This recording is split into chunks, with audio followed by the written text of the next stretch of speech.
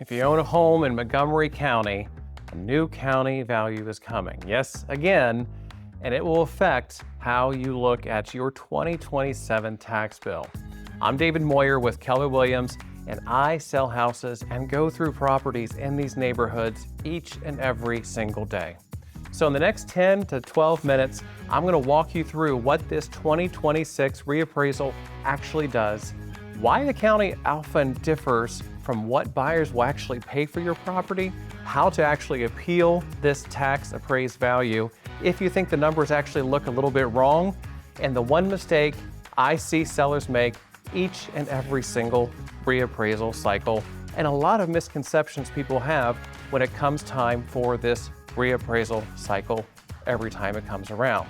So if you're thinking about listing this year or next year, what the county says your house is worth actually matters a little bit less than what the market actually is willing to pay, and I'm going to show you the difference. So over the next several months into the fall of 2026, you're going to see some camera-covered cars traveling to around 250,000 homes in Montgomery County specifically.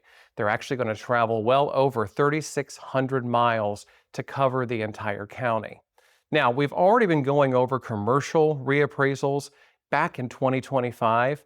So historically, the 2023 triennial update, which most of you will remember, actually produced around about a 34% average to around a 48% increase in terms of the tax appraised value, according to the Dayton Daily News and the Montgomery County's auditor coverage, if you refer to their website. So Ohio's levy structure actually means a large value increase like that usually doesn't actually translate directly into a proportional tax increase. And I think that's where a lot of people actually get hyperbolic and they get really anxious when these sort of reappraisals start to happen. Remember, I focus more on the real estate aspect in your property and its values in terms of sale and resale.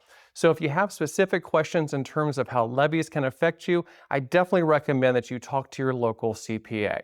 So let's talk about what happens in terms of the entire process and how to understand what the reappraisal process actually means. The first thing I want to make sure you understand is that county assessed values and true market values are two totally separate different numbers. The county uses a mass appraisal built from sales data and neighborhood averages. It actually doesn't walk through your kitchen. Market value is what real buyers actually will determine and what they write a check for this month. Those numbers often differ by 10 to 30% in either direction, depending on what the finishes of the properties are. So what a buyer is willing to pay for your property is dramatically different from what somebody is appraising the property for when it comes to the tax appraised value. And it's actually a really good thing that those two numbers don't completely add up, and we're going to talk about why. So right off the bat, an assessed value is what the county actually thinks your home is worth on paper just for tax purposes. This has nothing to do actually with the resale value when you have me come into your property and you're looking at relocating, upgrading, or downsizing on your property and moving your family. So market value, on the other side, is actually what a buyer is actually willing to pay. Those are not the same, and there's a really good reason they shouldn't be. 3 reasons the county number actually lags in reality is mass appraisal models. It's a built-in delay between sales data and the reappraisal data, and zero insight into your home's condition or its finish level and the upgrades that you've made. And this is why it actually matters for you, especially if you're a seller. A county value that comes in high can anchor a seller to an unrealistic selling price. Likewise, a county value in Montgomery County, if that comes in incredibly low, it can actually cause a seller to dramatically underestimate what the equity they have in their property actually is and cause them to potentially lose tens of thousands of dollars. So that's why we actually keep those two values pretty much consistently separated all the time. The one mistake I see every single cycle when this happens, and it does happen every 6 years, is using the county value as your mental list price. Overpriced by 8 to 15%, let's say, and you sit for 60 plus days, underpriced, and you leave equity on the table time and time again. We're talking tens of thousands of dollars. So before you make any decision this year, or even as you go into 2027, get a current market value estimate from a realtor or an agent who actually walks the comps in your neighborhood. I do that for free for my homeowners in all the communities that I work in. And the link, if you want to do that, is right below.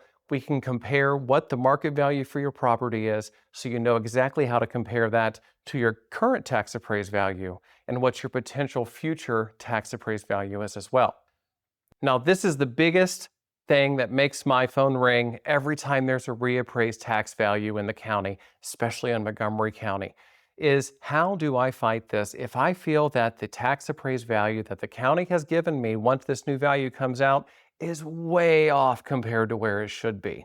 And the first thing we want to take a look at is, let's take a look at what that appraised value is, maybe talk to your neighbors as well and see if it lines up with what your neighbors' property values are, and see if maybe you want to go to the county together. Remember, if there is justification for making a case against the county for why these appraised values are way off, you stand a good chance of working with the county, and they will work with you, especially if you come in numbers. So the window for complaints with the county, you actually have to file with them between January 1 and March 31st every single year. Once you miss that window of opportunity, you're going to have to wait until January 1 of the following year. So that is according to the Montgomery County Board of Revisions, and there's nothing you can really do about that. So the form you're actually going to file when you go to Montgomery County is called a DTE Form 1 or a DTE Form 1M if it's a manufactured home. And these are absolutely free to file. They don't cost you anything. The evidence that you need to bring with you is recent comparable sales in your neighborhood, typically within the last 12 months. And if you need assistance in putting these together, I am more than happy to work with you to get a comparable analysis of the sales in your neighborhood that will back up your findings, that will help support your case to the county. It is what I do on a regular basis, especially for all of my clients. And even if you're not a past client of mine, I'm more than happy to help you work with the county to adjust your tax appraised value. Also, if you have any photos documenting any condition issues that the county would not have seen from the roadway, foundation problems, roof age, outdated mechanicals, deferred maintenance, things like that, now keep in mind, you're also showing them deferred maintenance, and that is going to be a grade against you when it comes to how they list it in there. So you want to walk a really fine line when it comes to that.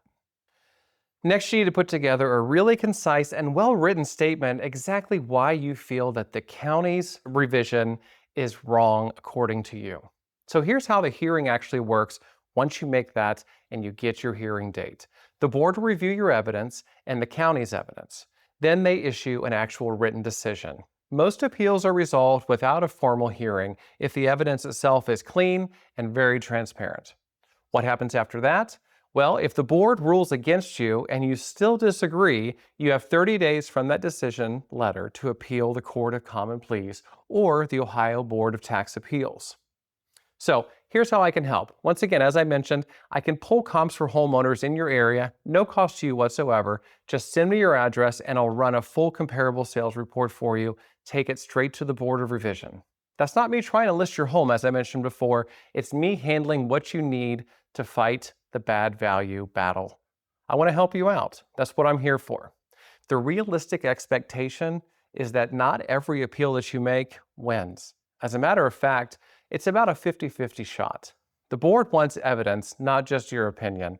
They want true facts that are going to back it up. They realize that sometimes they do make mistakes and they are willing to go back on that. So a good comp set and honest photos and an honest description as why this is wrong will go a long way. But if you're actually just giving them your opinion and you're upset that the value's gone up a lot and you're just saying that it isn't fair, that's not going to get you very far. All right, so here are two quick questions that I know you are thinking of. First, should I wait until the new home values are finalized? Probably not, for the reason that you're thinking. Like I said before, the property value and the county value are not your set list price. The spring market right now, as I'm filming this, is moving right along. If you're already planning on selling in the next 12 months in 2026, there is no tax-based reason I would stake my name on. There's no reason to wait for that new tax appraised value to roll out in 2027. Quite frankly, because you don't know what it's going to do. The second question would be, does a higher county value actually help me sell for more? And once again, the answer is no, it doesn't. We've talked about this before. Buyers and their agents actually will pull the comparable sales just like I would when we're listing your property so that we know exactly what the expectations are and what the comparable market analysis tells us we should be listing your property for. We don't go off the county records and the tax appraised value. A high county value can actually hurt you if it convinces you to overprice and sit on the market. So here's what I do if I were you, and here is how I can help. If you want a straight answer on what your home is actually worth in this market, not just the county number, and also not a Zillow number, the real number, I do that for free for homeowners in Oakwood, Kettering, Centerville, Beaver Creek, Bellbrook, Springboro, Lebanon, Waynesville, Miamisburg, Germantown, Vandalia, Inglewood, Clayton, all of the above.